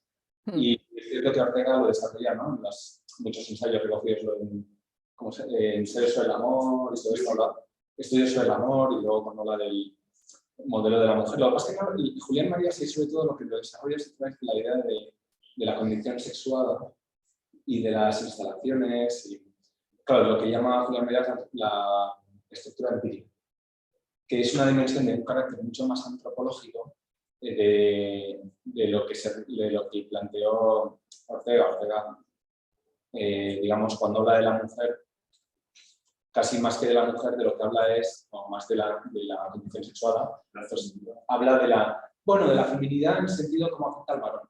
Más bien, bueno, del amor, del enamoramiento, del carácter atractivo de la feminidad para el varón, del arquetipo de mujer, ¿no? Ahí se puede pensar en meditaciones de la criolla. Pero no sé hasta qué punto realmente, o sea, no es el tema que yo más estoy trabajando, pero realmente hasta qué punto puede haber una reflexión sobre la mujer, sino más sobre el efecto de la mujer en el hombre. O sobre... Sí, mientras que en Julián Marías hay una reflexión mucho más abarcante, mucho más de carácter antropológico. Por ejemplo, hay una reflexión mucho más profunda, creo yo, en Julián Marías sobre el tema de la corporalidad. Que es en relación con lo que decía Cecilia, hablamos de la corporalidad, y hay un tema, quizá me voy un poco de la pregunta, pero me parece muy interesante con lo que ha dicho, que es todo el tema del carácter, que sí que la mencioné, el carácter expresivo de la corporalidad. Y de alguna manera la corporalidad es un lenguaje que expresa una integridad, que expresa una persona que tiene mucho que ver, o sea, que es mucho más que el cuerpo, ¿no? Esa persona puede ser más, es un abismo de infinitud, una finitud infinita. Eso lo desarrolla mucho, que son estas mediocitas del mapa del mundo personal. Y también eso tiene que ver con qué tipo de lenguajes, cómo expresamos, cómo nos expresamos.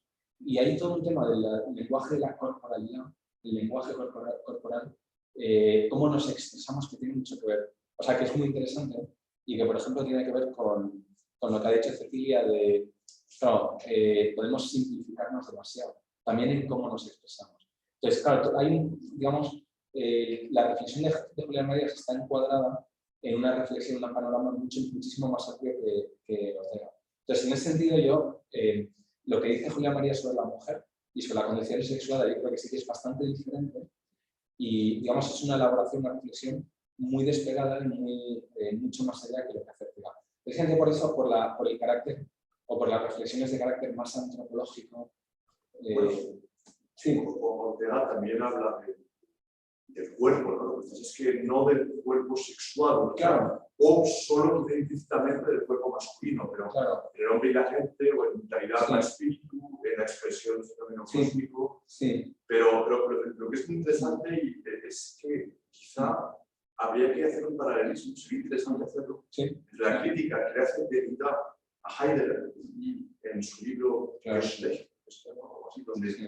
le hace esa crítica, bueno, ¿qué pasa con el Dasein femenino, con Claro, lo propio del sí. Dasein femenino, con la especificidad Claro. del cuerpo femenino? Sí.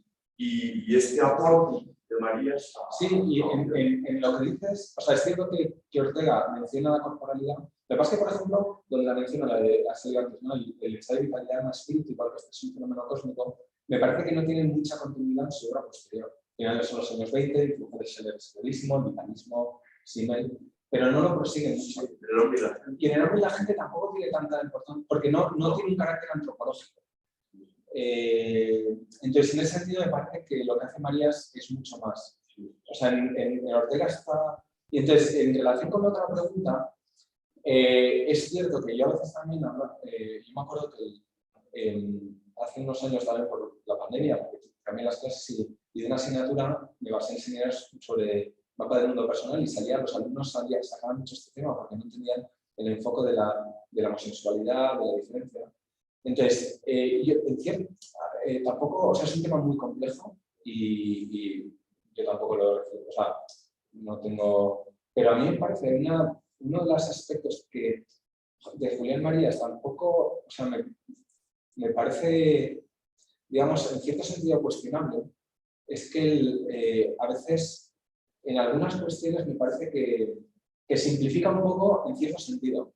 Pero lo he mencionado antes, claro, para él la condición sexuada y la clave de la intersubjetividad es la polaridad varón-mujer. Pero a mí me parece que, especialmente entre las mujeres, hay tanta pluralidad y tanta variedad, y por supuesto entre los varones, que me parece que esa polaridad, no sé hasta qué punto, me parece que es un esquema, o sea, por supuesto es fundamental esa polaridad, pero no sé hasta qué punto es un esquema suficientemente rico para tratar las relaciones intersubjetivas. Igual que, por ejemplo, cuando habla sobre el amor, sobre el deseo, ¿no? El amor para él es primariamente el amor, digamos, entre hombre y mujer, el amor romántico, no es estrictamente romántico, pero lo que entendíamos como amor de pareja y tal. Cosa que me parece que tampoco, me parece, o sea, la dimensión afectiva es tan compleja. Claro, ¿cómo enfocaría el problema de la homosexualidad, transgénero, Julián Marías? No recuerdo, no lo sé, igual Cecilia se lo conoce mucho mejor, que haya hecho una elaboración, digamos, extensa y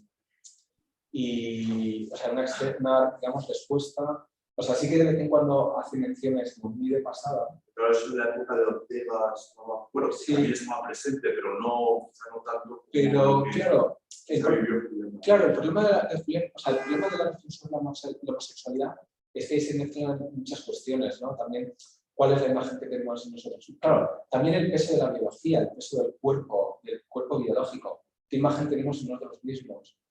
También el tema de las costumbres, claro, el impulso sexual, relaciones sexuales, la atracción sexual. Claro, son muchas cuestiones de muchos niveles, de muchas dimensiones, que, claro, requeriría una reflexión mucho más compleja. Sí, quería... Quizá la cuestión de la virtualidad es importante. Yo puedo sentirme heterosexual, tener deseos hacia el sexo opuesto, pero hay algo de virtualmente femenino en un hombre heterosexual. Igual que hay algo de virtualmente natural. Ese concepto de virtualidad que en la fenomenología tiene también su importancia en algunos fenomenólogos, ¿no? Entonces, que abre bastante el campo. Tiene su importancia. Efectivamente. Quería decir también, para explicitar un poco las soluciones que he dicho antes, que me parecen problemas muy importantes y que es una pena utilizarlos como arma arrojadiza. Es decir, que es un campo importante que no ha de ser abandonado. Evidentemente hay que pensar en ello, pero claro, no como suele hacerse a veces como arma arrojadiza. Pues es que Kant no ha pensado en esto, luego es machista. Eso es Claro, efectivamente los horizontes de los problemas son distintos y, como dices, el hombre sobre todo son posibilidades. Y lo que el hombre hace de sí mismo, claro, eso también es una idea muy de Ortega, ¿no? Es muy variado y no hay que olvidar que el hombre sobre todo posibilidades de hacer mucho, o de ser de muchas maneras. A la vez me parece que Julián Marías, esa reflexión sobre la corporalidad y la dimensión biológica real, no la quiero olvidar. Entonces, sí, probablemente sea más importante que no. Sí, claro. Pero como en otros fenomenólogos, claro. Por ejemplo. Y en ese sentido me parece que no solo con este tema, pero hay otros, en la realidad, o sea, en nuestra sociedad actual, hay otro tema importante, que es todo el tema de la, digamos, con todo el desarrollo de la informática, realidades virtuales, redes sociales, claro, la desrealización, descorporalización, o sea, ¿quién soy yo realmente? Eso... El modo en el cual mi cuerpo virtual está lugar, claro, ¿qué es mi cuerpo? ¿Cuál es mi lugar? ¿Tengo cuerpo? O sea, me parece que esos son unos retos filosóficos tremendos. ¿Sí? Bueno, y ahora si Cecilia quiere añadir algo, quizá desde el concepto de instalación sexuada, por ejemplo. Claro, a mí me parece que Julián Marías habla, siempre dice, como decía Soy de Mañana Nieves, que la filosofía es visión responsable, y obviamente él habla de lo que ve, y lo que él ve no es lo que nosotros vemos, entonces obviamente reflexiona sobre su propia realidad. Ahora, cuando él habla de la estructura empírica, creo que es importante lo que yo decía aquí, que la estructura empírica se da en hombres y mujeres y que eso a lo que hace sobre todo referencia es a la menesterosidad de cada uno de los sexos y la importancia de que exista un nivel en la sociedad donde haya un encuentro real entre los dos y que cada uno pueda desplegarse de forma personal, rica, con sus propios proyectos auténticos, intensos, y que cada uno logre su mayor despliegue, ¿no? Él piensa claramente que el cuerpo de cada uno es su instalación fundamental y que una correcta instalación va a tener una repercusión en todo el proyecto de la persona, ¿no? Entonces, en ese tema me parece que da Julián Marías. Yo traté de ponerlo en diálogo en mi tesis con las formas actuales de entender este tema, y me pareció difícil, porque se mueve en un ámbito diferente de posibilidades también sociales, digamos. Pero creo que tiene material para seguir pensando en el tema. Yo en este momento lo dejé un poco aparcado porque otras urgencias me solicitaron, pero creo que sí que hay material en Marías como para seguir pensando esas cuestiones. Pero creo que la condición sexual como instalación basal sigue siendo actual y verdadera, en el sentido de que esa necesidad que tenemos unos de otros, y que la sociedad completa no es ninguno de los dos, ni simplemente los individuos, ¿no? Sino que esa menesterosidad nos habla de la necesidad y el desafío que cada generación tiene y cada sociedad tiene del desarrollo de todas sus posibilidades, como decía Alejandro, ¿no? Que las posibilidades humanas son infinitas y que cada época tiene que plantearse el desafío ético de hacer la sociedad más rica que pueda, más valiosa, más personal, digamos, que pueda alcanzar.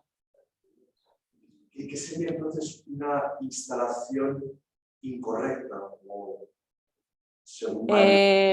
Yo creo que Marías pensaría que cada uno tiene que tratar de estar instalado en su cuerpo biológico, digamos. Ahora, no sé cómo asumiría las situaciones que se dan hoy en el presente con las variaciones que ha habido, ¿no? No sé cómo lo encararía él, no puedo decirlo porque sería un futurible. Lo que él dice claramente es que hay que llevar a su despliegue máximo lo que uno es, y que el cuerpo nos habla, es expresivo de una realidad, ¿no? Obviamente que después, como dice Alejandro, las realidades personales son muy variadas. Él está centrado antropológicamente en la estructura empírica y con lo que la estructura empírica de hecho es. Pero él mismo dice que eso luego es el cuerpo de alguien personal, ¿no? Y que esa persona desarrolla su propio proyecto. Y yo creo que ahí hablar de una moralidad general o de, no sé, no creo que ni siquiera él se atreviera a entrar en un proyecto personal. Creo que se refiere antropológicamente en general a cómo es la estructura empírica del ser humano. Y que lo ideal sería que estuviéramos instalados en nuestro propio cuerpo con serenidad. Ahora, después los casos concretos y todo, me parece que él no entró y que no entraría tampoco en la dimensión ya del proyecto individual, personal, porque escapa ya a lo que es la antropología en un sentido amplio, me parece. Gracias. Muy bien, y la última, que ya se nos ha hecho un poco la hora. Bueno, yo tenía una, pero era para los dos. Bueno, podéis mencionar las dos. O sea, yo era sobre este debate. O sea, sobre esta cuestión. Sí, entonces sobre esto. Sí. Bueno, pero menciona tu reflexión y luego que hable ella. O sea, bueno, gracias. O sea, más que instalación correcta y correcta sería instalación auténtica e inauténtica. Entonces, eso es bastante relevante porque al final lo que apela es a una cuestión personal. O sea, la autenticidad es personal. Tú no me vas a decir si soy auténtico o no, me lo voy a decir yo a mí mismo. Pero más bien, la vida que vivo se va a revelar, me voy a encontrar en ella, en esa instalación en la que estoy. Entonces, Exacto. Sobre esta cuestión de la homosexualidad, yo creo que, o sea, lo que está ofreciendo Julián Marías y lo que ofrece la filosofía de la razón vital, que para mí no se comprende sin un amor, sino que hace Julián Marías y tantas otras personas, ¿no? Pero vamos, es al final dar una estructura, no sé si utiliza bien el concepto, pero al final está hablando de una cuestión personal, no es la cuestión de la instalación. Entonces, Julián Marías pensó desde sí. Él lo que pensó de la mujer y lo que ofreció son las categorías que a él le permitieron saber quién podía llegar a ser y lo que veía que podía ser asistencia al otro, en este caso la mujer, para pensarse así.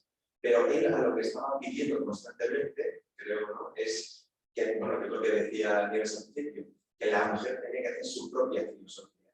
Pero al final su circunstancia es otra, como la de cada uno, que es otra. Pero digamos que utilizando esta cuestión de varón y mujer, pues ya cambia. Entonces, en el fondo también lo que está ofreciendo es al varón homosexual, creo, y a la mujer homosexual, pensar con estas categorías y ver hasta dónde puede llegar. O sea, él no está negando la condición sexuada homosexual. Lo que pasa es que él habla de la condición sexuada heterosexuada o no sé, alguien ha querido... Bueno, la orientación, o sea, la instalación sexual, la condición sexuada tiene una orientación intersexual para claro. Con una orientación heterosexual. Entonces, claro, no es lo mismo, pero eso habría, o sea, una cosa es la instalación y otra cosa es cómo se entiende esa instalación. Sí. O sea, simplemente lo que apunto es que digamos, estaría la cuestión de la relación varón-mujer, aparte de lo, o sea, la cuestión de la amistad, o sea, varón-mujer, independientemente de esa orientación. Y luego estaría esta otra, que completa la vida y que orienta la vida también, pero en otro sentido. Entonces, no creo que cierre, sino que precisamente queda esa cuestión por pensar y probablemente si una persona quisiera pensarlo, valiéndose de estas categorías y de lo que ofrece este pensamiento, podría llegar a fecundidades todavía no recorridas y también a límites, pero precisamente es lo que pide, ¿no? Yo creo que la razón vital, que se continúe, no que se piense a sí mismo y tal, no, de que haya una continuación. Sí, la verdad es que creo que lo vamos a ir dejando ya. Mi cuestión era sobre el tema de la belleza, el eufeísmo y las consecuencias antropológicas que puede tener las dos, pero creo que lo vamos a discutir un poco mejor en la comida. Y no me queda más que dar muchísimas gracias a los dos ponentes, a Cecilia Soler y a Alejandro Martínez, por haber estado en esta mesa sobre mujer. Creo que ha sido bastante fecunda, muy interesante también por las aportaciones. Y bueno, vamos a continuar a partir de las 4 horas española, así que más o menos en 1 hora y cuarto nos veremos aquí de nuevo para la última mesa de la sesión, que será sobre el arte, en concreto sobre la literatura y el cine.